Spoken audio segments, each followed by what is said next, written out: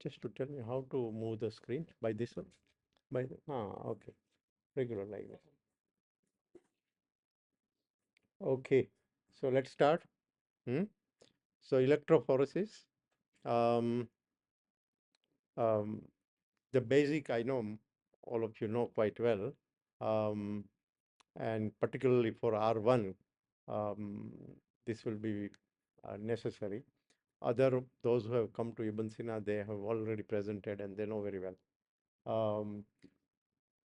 Here, I will explain you the basic, right? Basic and general types in short. Um, the details of the practical ones, will go little more.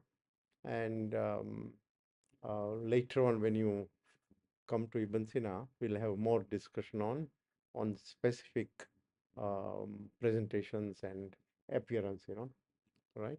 So here, um, in general, we'll talk about this topic in this various contents. Now, electrophoresis, uh, the basic it's migration of the charged particles or molecules in a medium under the influence of an applied electrical current, I don't know, in this school you might have seen, right? The electrophoretic field. Um, Here we have the instrument in which we apply the electrical current, right? And there is a support medium um, in which, because the electrical current will make anode and cathode, and whatever molecules or charged particles present in the uh, sample or in the solution will move according to their charge, This is the basic, right?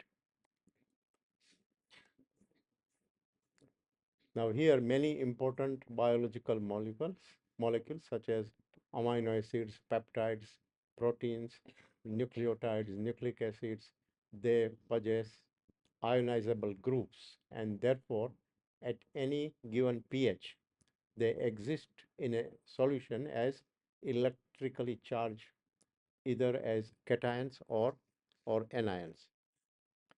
Now first, um, um, electrophoresis method, in the beginning it was used to study proteins, was in free solution or moving boundary method, which was devised by uh, Dr.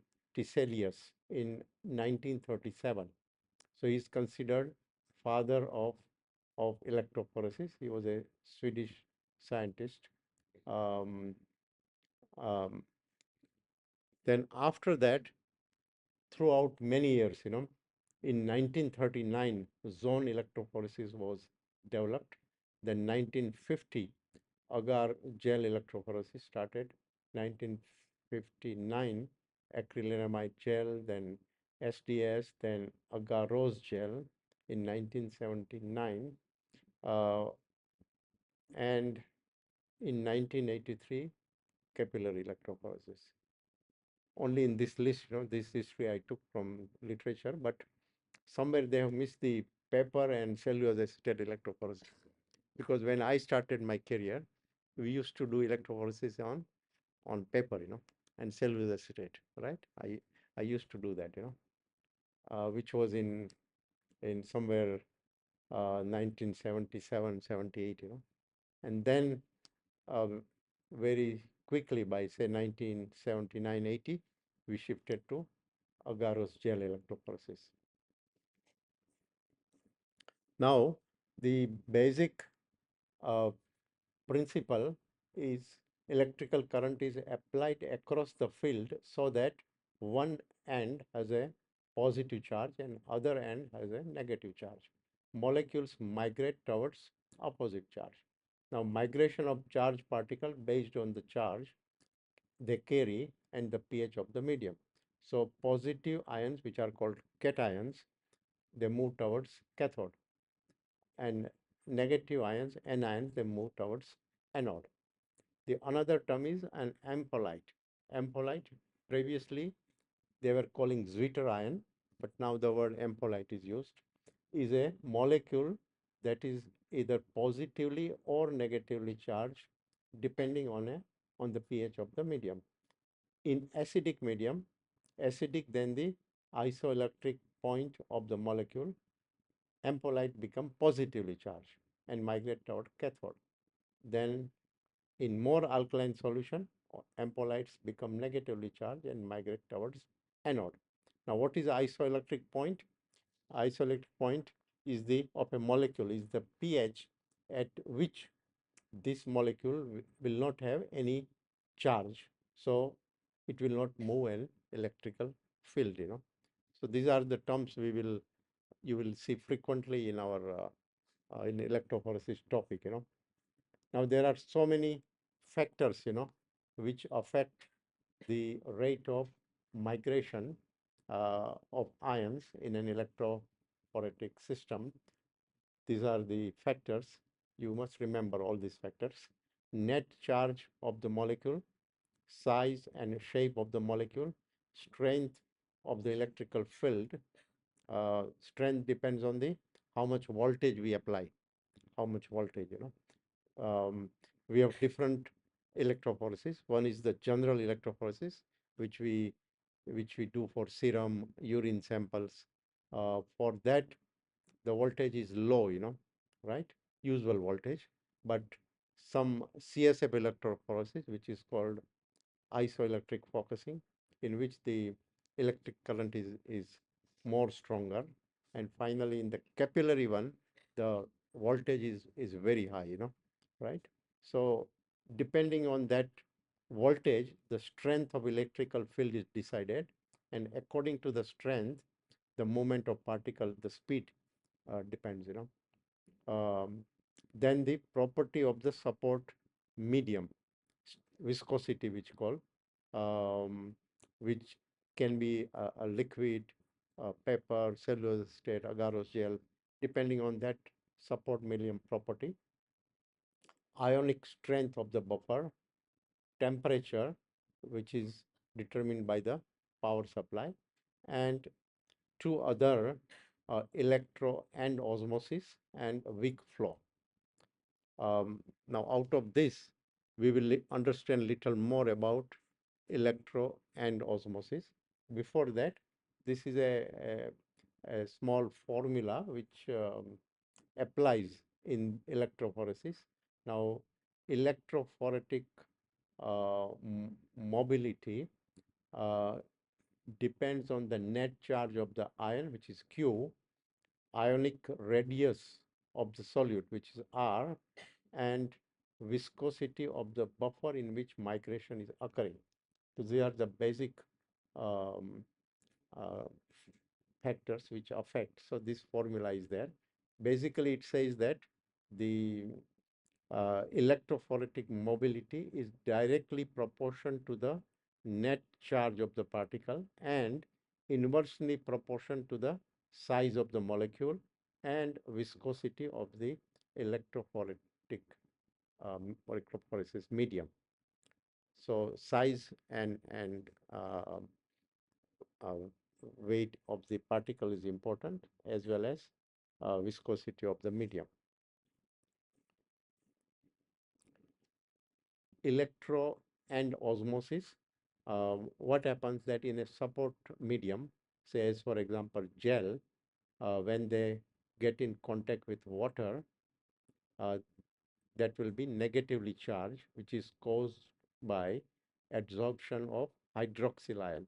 Water has hydroxyl ion that will get absorbed on the support medium, and hydroxyl ion is a negatively charged. So these particles will be in contact with the will be fixed on the support medium. Now these ions are fixed on the support of the gel and they are immobile. Positive ions from the buffer solution at pH 8.6, they cluster around the fixed negatively charged ions. So it is called ionic cloud. Now here, say macromolecules like proteins have a sufficiently Now you can see here that the lower part, there is a support medium on which there is a negatively charged ions, hydroxyl ions are fixed. One end is the anode, another end is cathode. Now the uh, the buffer solution, which the positively charged particle will be clustered around near the support medium, and they will form a ionic cloud. Um, Now proteins have um, uh, macromolecules. Now some molecules of protein will get a good charge, right? So sufficient, strong enough so they can move uh, to oppose the flow of positive ionic cloud. Um, Now that ionic cloud, which is positively charged, will move towards cathode. But the macromolecules, mean certain proteins which are sufficiently strong charge, they will move towards anode. So this particularly with protein it happens. And some of the protein particles, they have weak charge, weak negative charge. So they will be pushed towards cathode with the ionic cloud.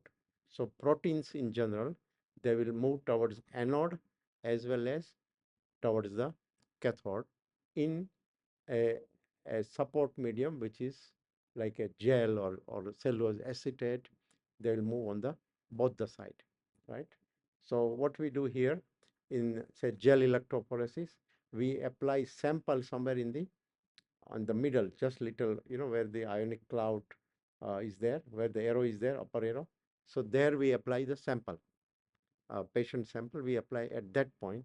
So most of the particles from the sample will move towards anode. Particular example is albumin, right? Albumin is a big size, and it has a strong negative charge, so it will move towards anode. Now that movement again depends on other things also, like a size and all these things. But other like immunoglobulins, right? They will move towards cathode, right? So in electrophoresis, in a gel or in a cellulose acetate, protein particles, they move towards cathode, anode as well as cathode. When you see actual electrophoresis, we will show you. Now weak flow, which is caused by movement of buffer into support medium, movement of buffer. The flow of buffer is determined by the degree of evaporation of solvent from support medium. Whenever we apply current, there will be some degree of evaporation of the buffer from the support medium. Now that uh, if the evaporation is more, the greater flow of buffer into the gel, because to compensate the dryness, more buffer will come and it affects the migration of protein, and that affects the mobility of the molecules. So this is called weak flow. If the migration of buffer is more, the flow will be more. So it's called weak flow. Now there are various buffers used. Buffer, ionic strength of the buffer, if it affects the resolution or performance of electrophoresis, because it carries applied current, it sets the electrophoretic pH and determines the electrical charge on the solute. Now most common buffers which are being used is barbital or tris, borate, ethylene diamine, um, tetraacetic acid, EDTA, tris borate EDTA buffer, which is commonly used in our work.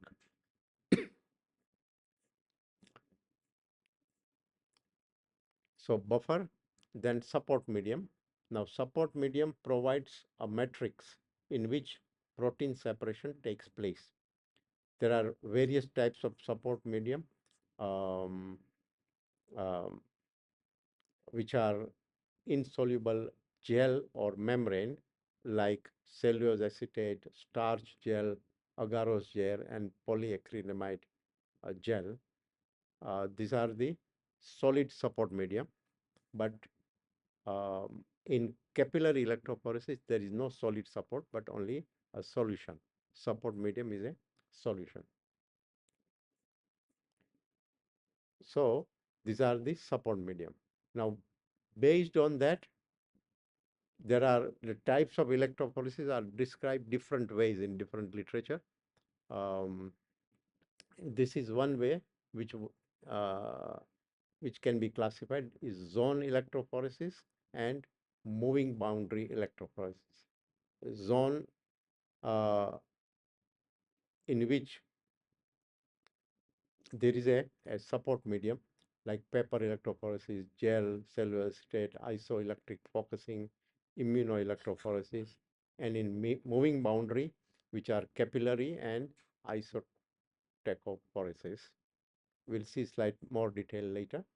Um, Somewhere they classify like this also, that electrophoresis, they classify like this, gel electrophoresis. So various kinds of gel, agarose and SDS and polyacrylamide. Or zone electrophoresis, which is paper and cellulose state. Um, then free flow electrophoresis like micro electrophoresis or moving boundary and capillary, This is one way of classification, but in TIDS, in TIDS, which you are referring, right?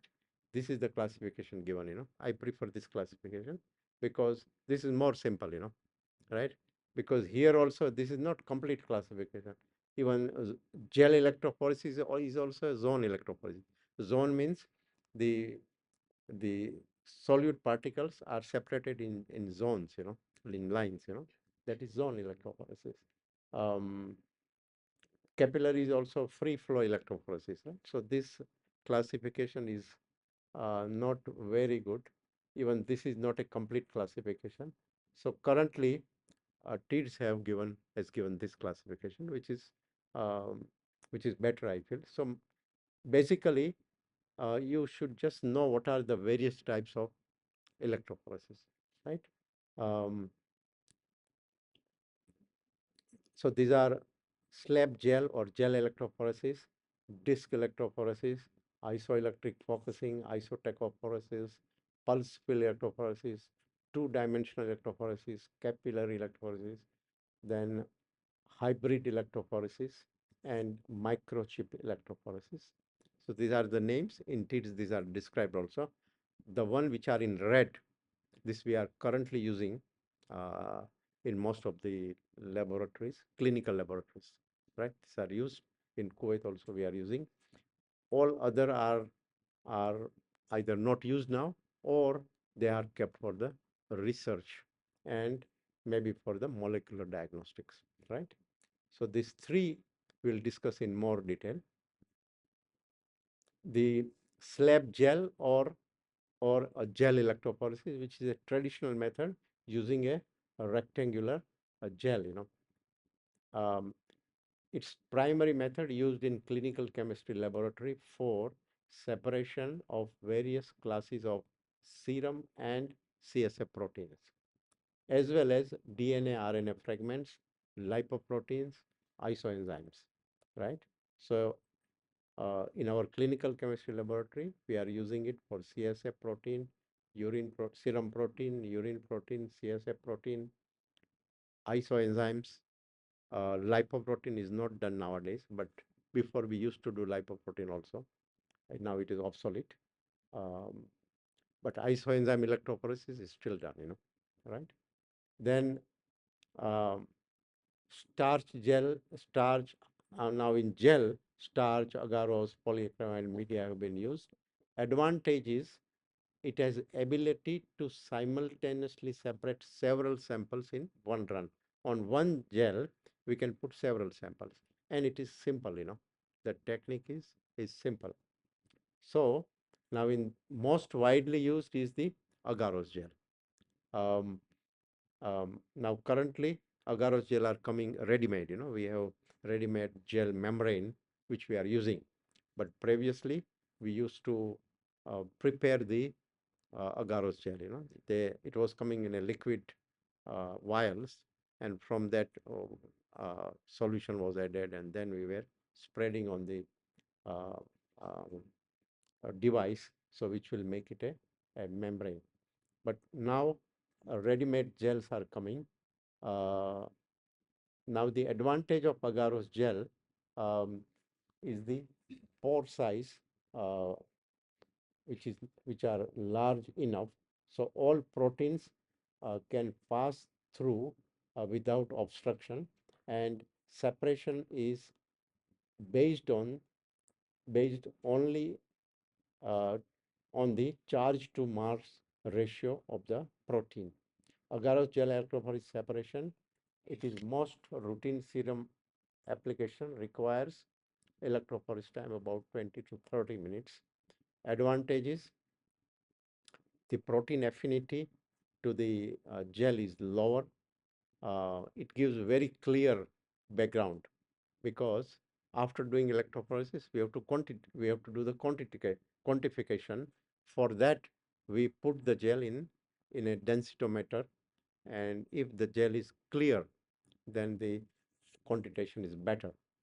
And electro and osmosis is very slight. So these are the advantages of agarose gel. Then on agarose gel, um, we use various stains because after doing the stain, we will do the scanning on densitometer at different wavelength. So these are the common stains used. One is amido black, uh, Kumasi brilliant blue, uh, uh, Poncio S stain. For isoenzyme, nitro blue tetrazolium, lipoprotein, and even it's oil red O where was used commonly. And for DNA fragments, uh, ethidium bromide. But for CSF protein, silver nitrate was commonly used. So these are the various stains, and depending on the stain, when we put in the densitometry scan, we can use this wavelength to scan. Now, just the advantages of agarose gel: easy to prepare, small concentration of agar is required, the resolution is superior than that of filter paper or cellulose acetate, large quantity of protein can be separated and recovered. It absorbs protein relatively less compared to other medium, and sharp zones are obtained because absorption is less. Sharp zones, this is very important. Only disadvantage is the resolution in comparison to polyacrylamide gel, it is less. And um, different batches or sources of agar uh, give different results, and purification is required, but this is more for the industry, when they have to prepare this. This agarose gel is used for DNA separation also, but we are using in our routine laboratories for proteins, for isoenzymes, and for hemoglobin variants. So these three are the common use in our laboratories. For quantification, we are using densitometer of the stained zones. Um, Densitometer is not a must. We can report without densitometer also, but densitometer gives the advantage that we can do a semi-quantitative report, that how much concentration of each band in relation to the standard band of albumin, we can say. Um, Now about serum protein electrophoresis, just in brief, I'll tell you a little more.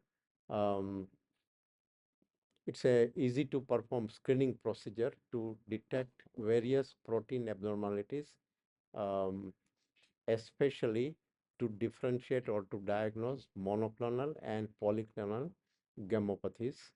um, in serum protein electrophoresis, we separate in five zones or regions: albumin, alpha 1, alpha 2, beta, and gamma.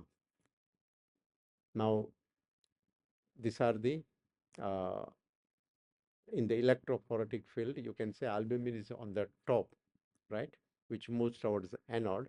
Um, the point of application is um, somewhere at B1, B2, there is a beta band. So point of application is there, right?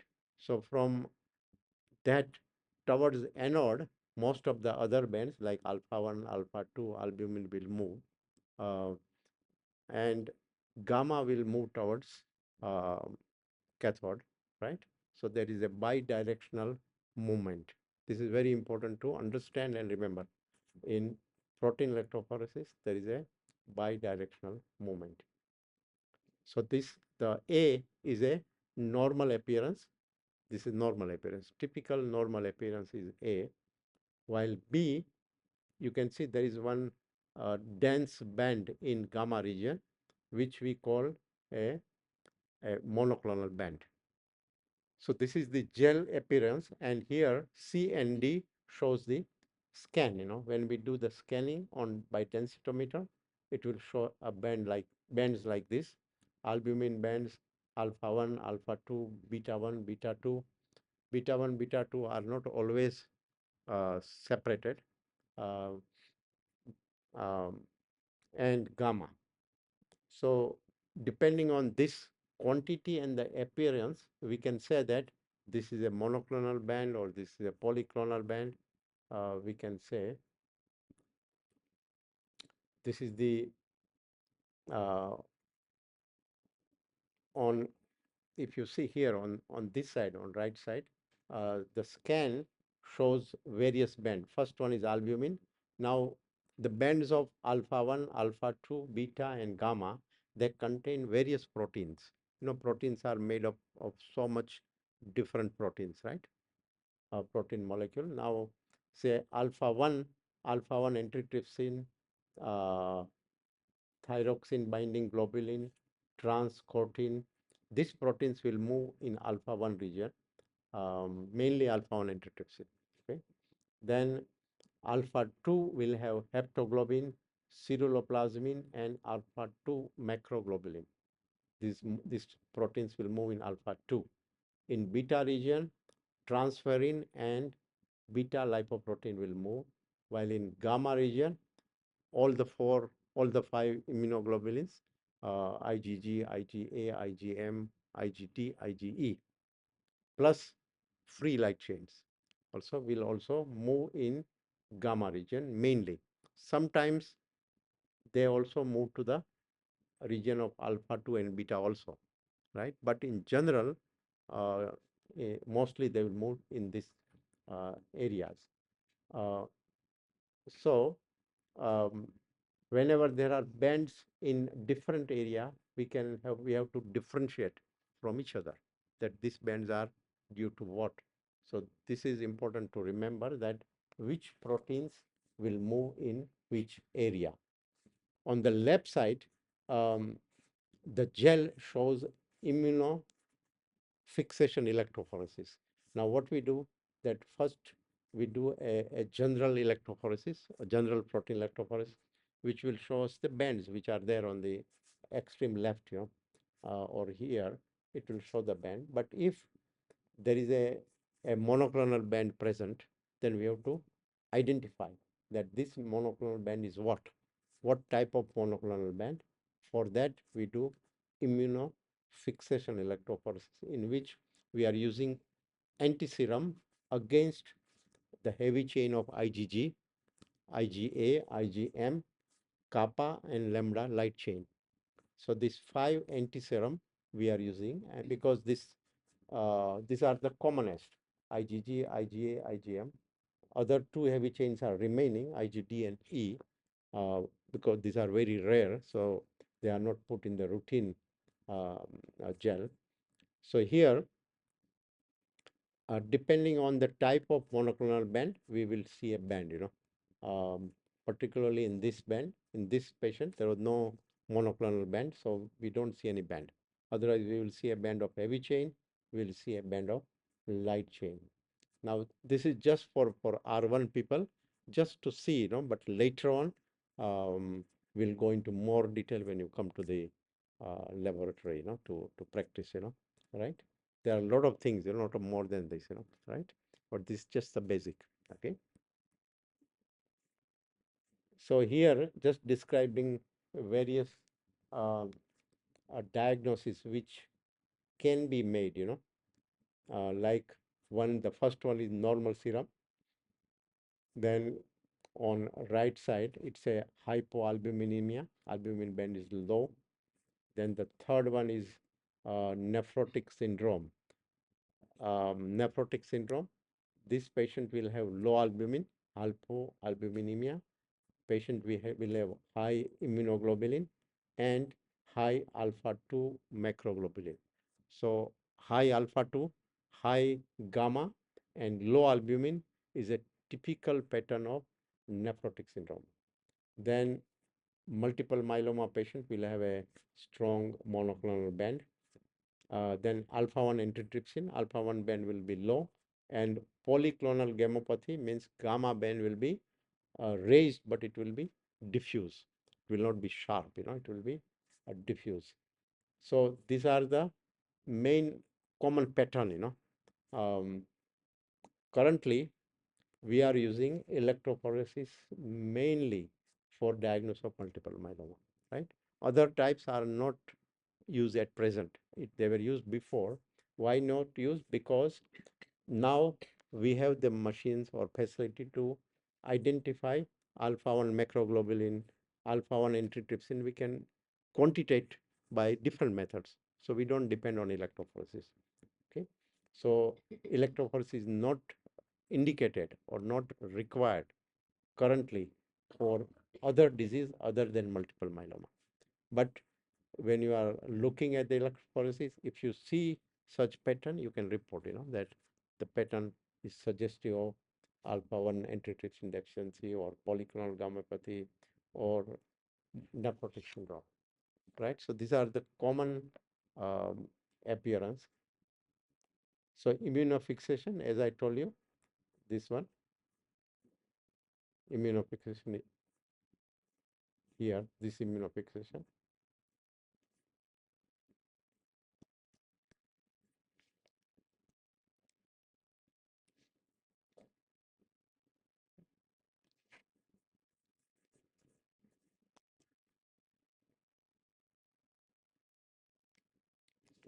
So this is what happened. This one. Okay.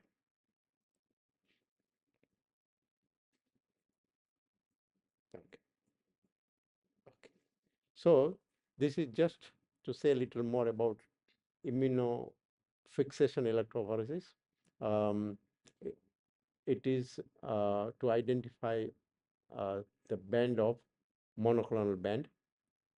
The antiserum is spread on the gel, and uh, according to the type of immunoglobulin, it will show a band. Now, this is the uh, immunofixation electrophoresis. You can see here on the left side, um, you can see band of albumin, alpha 1, alpha 2, and in the region of beta, beta is very dense, right? Very dark, very dense, while gamma is is very low, right?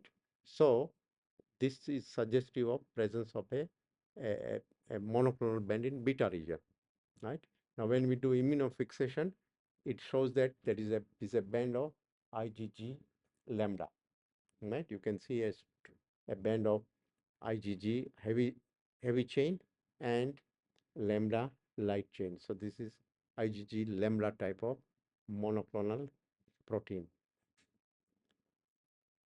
Then we are using for urine electrophoresis, for Ben-Jones protein electrophoresis to identify free light chain. Um, this is the urine electrophoresis. Now, urine electrophoresis can also identify various protein. But practically, what we are doing to identify a Ben-Jones protein, which is called presence of free light chain in urine. Now, free light chain in urine is present whenever there is a high free light chain in serum, right? Now, this happens in case of multiple myeloma. In multiple myeloma, the diagnosis of multiple myeloma, presence of free light chain is very important, all right? One of the criteria, presence of free light chain, whether in serum or urine. So for that, we should do, and for follow-up of the treatment of the patient of multiple myeloma, free light chain in serum and in urine, we have to identify.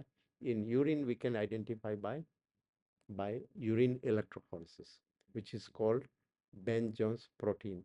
Now here in this gel shows a, now K and L are the light chain. Just K and L suggests bound light chain. K1 and L1 suggests free light chain, right? So here in this patient, there is a bound lambda light chain.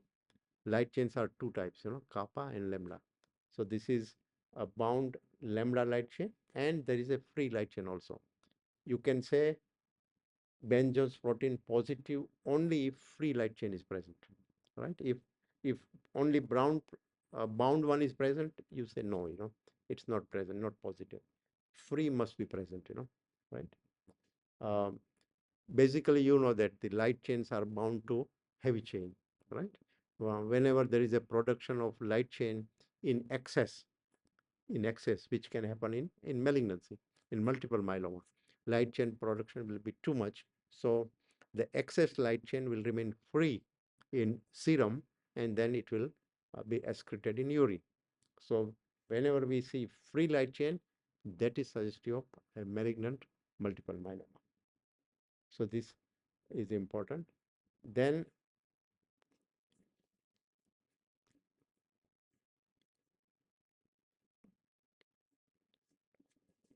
then isoelectric focusing. Isoelectric focusing is done for CSF sample, um, because um, for CSF, the plain electrophoresis is not important for any diagnosis, uh, because generally in CSF we don't see many proteins, but proteins can be present in CSF only if there is some disease, which is called like some inflammatory disease or degenerative disease. And one of the diseases is multiple sclerosis, right? In which there will be presence of or formation or synthesis of protein within the central nervous system. So to identify that, we do isoelectric focusing. Now, what is isoelectric focusing? Here, the separation of ampholytes based on stable pH gradient. Here, the protein becomes focused at a point on the gel when it migrates to a zone where pH of the gel matches with the protein's isoelectric point, because at isoelectric point the um, the charge on the protein molecule is zero, right? So it will be focused at that point. Um, Now this uh, gives a very high resolution, and it's able to separate the protein which differ in isoelectric point by as little as 0.01 pH unit. So it's a very specific one. Now here you can see the separation of molecule. Now the protein molecule at a stable pH gradient, here the pH gradient is prepared. At low pH, the protein will be positively charged, means at acidic or low pH. At high pH, protein will be negatively charged. During the electrophoretic movement, at the isoelectric point, there is no net charge on the protein, and uh, this protein will be focused at that point. So there it will be focused. You can see here that they are mixed ampholyte like A, B, C. There is a mixture, and when we do the electrophoresis, it will be protein A, B, C, means different proteins will be separated, and they will show different bands. So this is a CSF isoelectric focusing.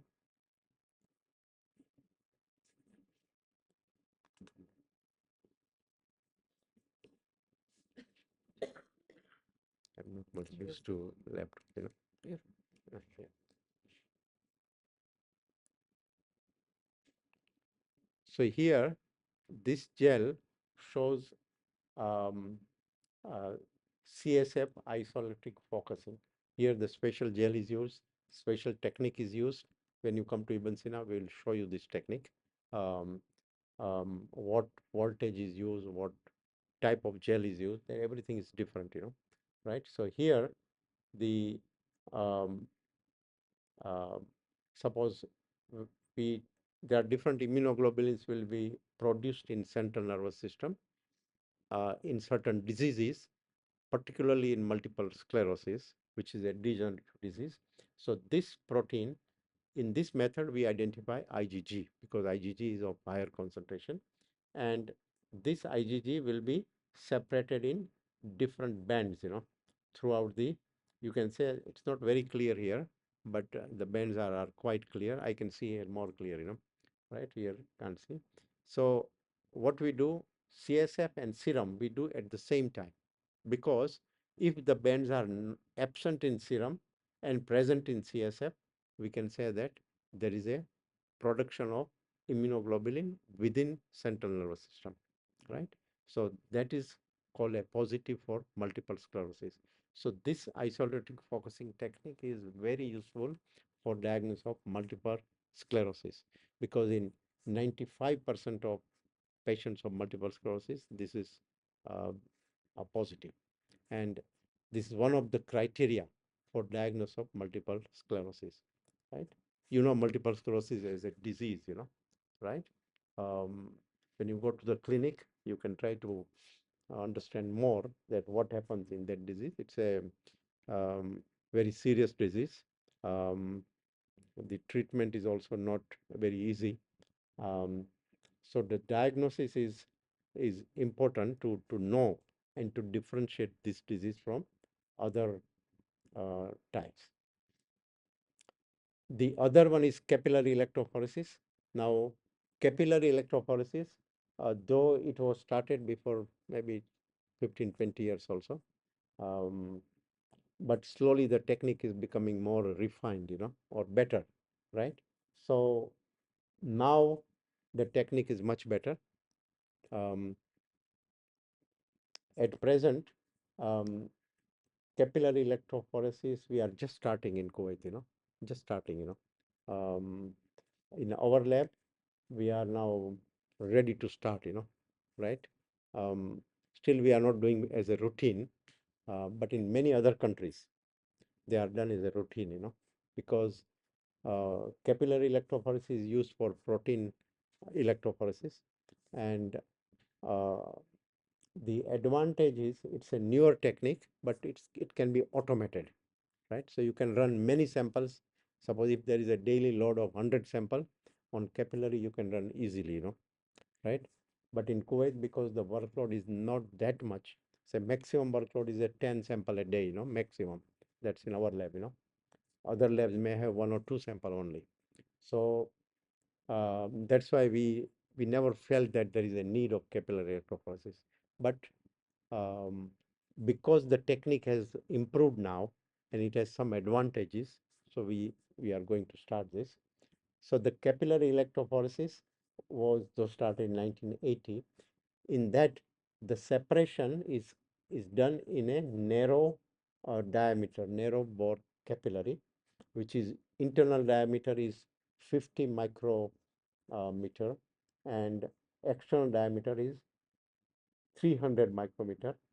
The length of capillary is from 50 to 100 centimeter, 50 to 100 centimeter, and it is a fused silica capillary tube. It has a polyimide coating and packed with the buffer solution. So the capillary electrophoresis is a most advanced technique. Electrophoresis carried carried out in a small bore fused silica capillary under the effect of high voltage. Power supply is up to 50 kilovolt, right? Up to 50. Generally, it is around 10 to 30. Uh, so very high voltage, In routine gel electrophoresis, we are using 100 volt only, right? So this is about 30 kilovolt, So it's a very high uh, electrical field because of the type of procedure. The heat production is not much, here. While in gel, you cannot apply very high voltage, otherwise there will be a lot of heat production. So because of that, the separation is more better, or the resolution is better, and the speed of separation is very fast. Within 2 to 3 minutes, we can get the result, right? So um, the separation of molecules via different migration in a column under influence of electrical field, which is coupled with electro-osmotic flow of mobile phase, right? Here, now, uh, the important to understand is in capillary electrophoresis, the mobility of ions is affected by additional phenomenon called electro-osmotic flow, right? There is a electrical flow plus electro-osmotic flow. So here, um, um, the positively charged ions, are they pass from buffer solution and become attached to the inner surface. I'll just explain here. I will explain here, same thing, The electro-osmotic flow. Now, the dark one as the capillary surface. On the capillary surface, the negatively charged particles are tightly absorbed. Negatively charged means cations are tightly adsorbed and they make a fixed layer. Now, because these are um, negatively charged particle, there will be some positively charged particle will be attached to that. But near to that fixed layer, there will be another layer or a diffuse layer in which cations will be more than anions, right? Because um, uh, there are some positively charged particles in the fixed layer. So cations will be more. Then in the middle, which is a main moving solution, cations and anions will be equal quantity. So there is a electrical double layer and there is a moving layer, which is a bulk solution, which is mainly moving. The diffuse will also move, but the middle one will be mainly moving. So this is now what happens, the when the electrical current is applied, the um, the electro osmotic force, which is a bulk solution, will move in the direction of electro osmotic flow. Now see here, because electro osmotic flow will it's a bulk solution and it moves all the positively charged particles towards cathode. And because it's a measured solution and the electrical field is very strong, so the formation of cathode and anodes are very strong, they are very powerful charge, so because of that, all the solution will move towards cathode, right, because of the effect of electro osmotic flow. So all the solution will move, and with the solution is in very high speed. All the protein particle will also move. So here the protein particles will move in one direction, right? You can see all the protein. This high voltage. Um, there is a fused capillary, and the movement is in the direction of electroosmotic flow. Now, again, some particle will move more, some will be less, depending on their size, their charge.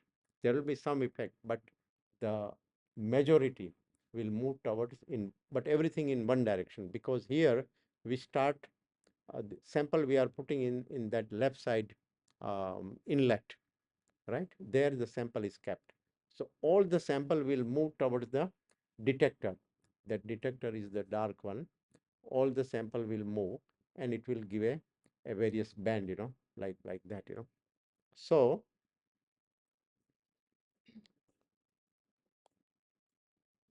so this is important. What is the difference in agarose gel electrophoresis versus capillary electrophoresis?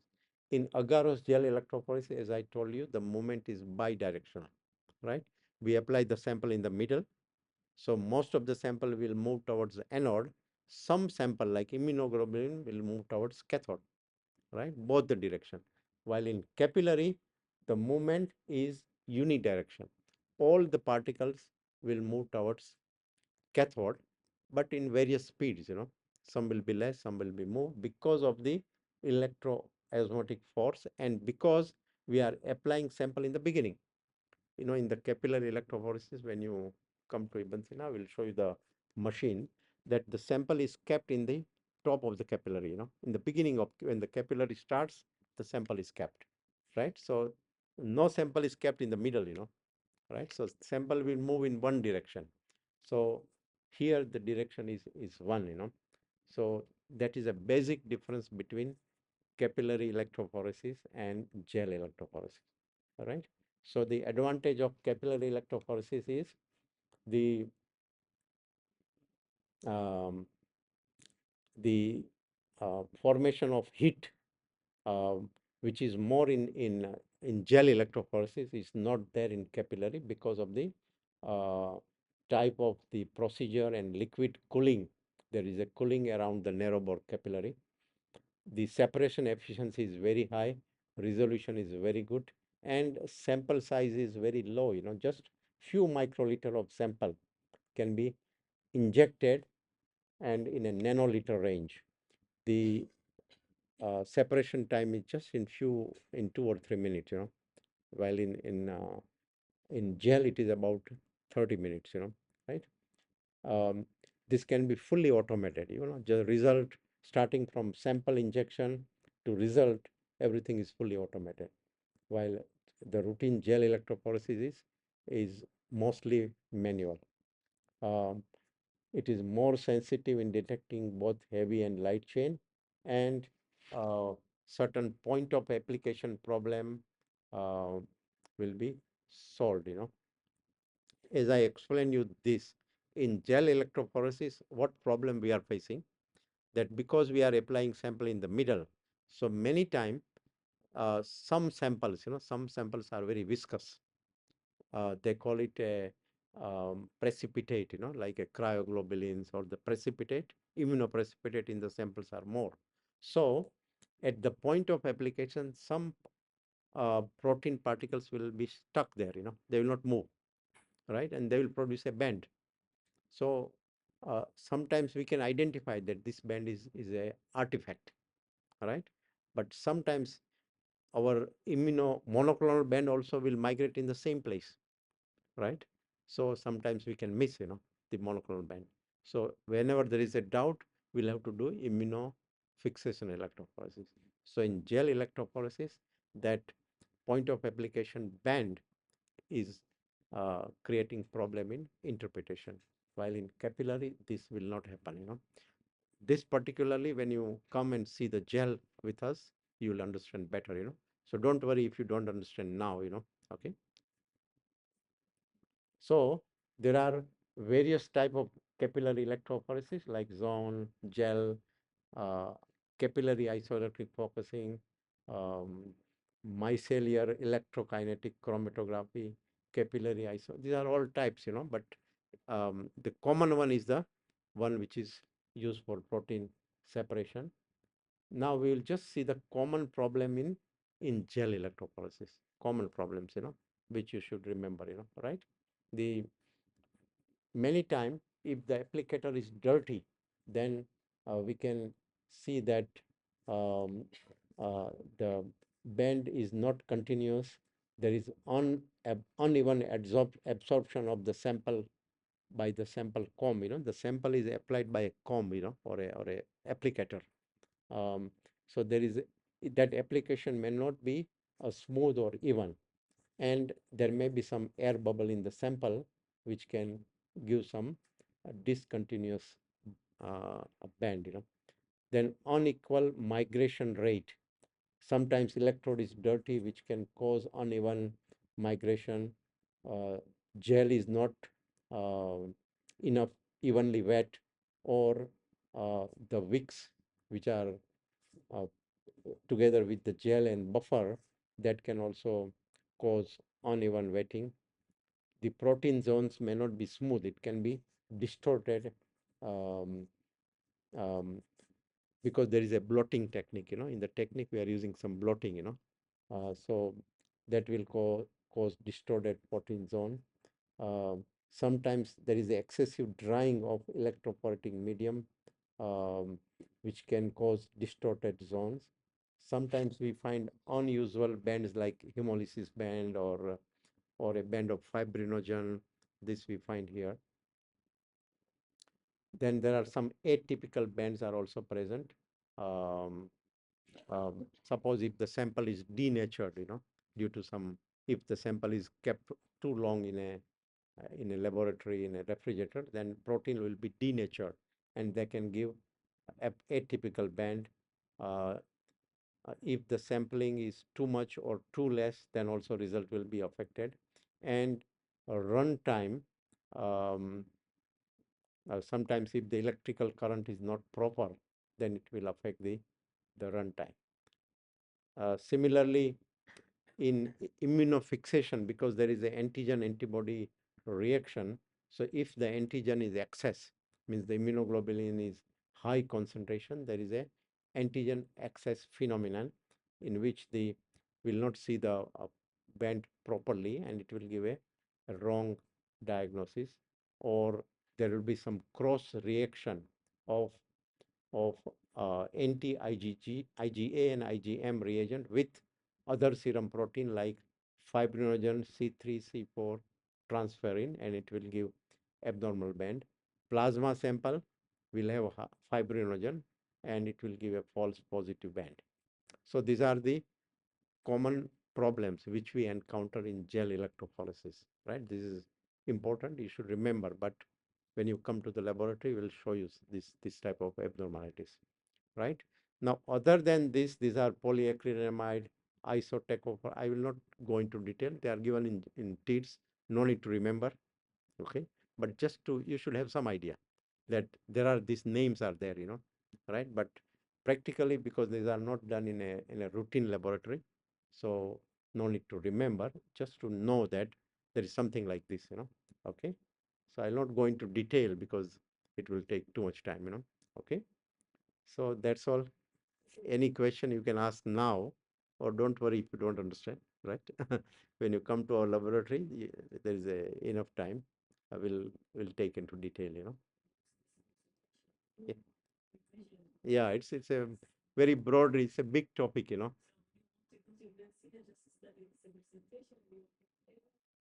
Yeah, yeah, we have a lot of examples, and the important is this topic you cannot ignore, right? Uh, these are very common thing, and a very special technique in the laboratory. So all the special technique done in laboratory, electrophoresis, or chromatography or spectrometry, right?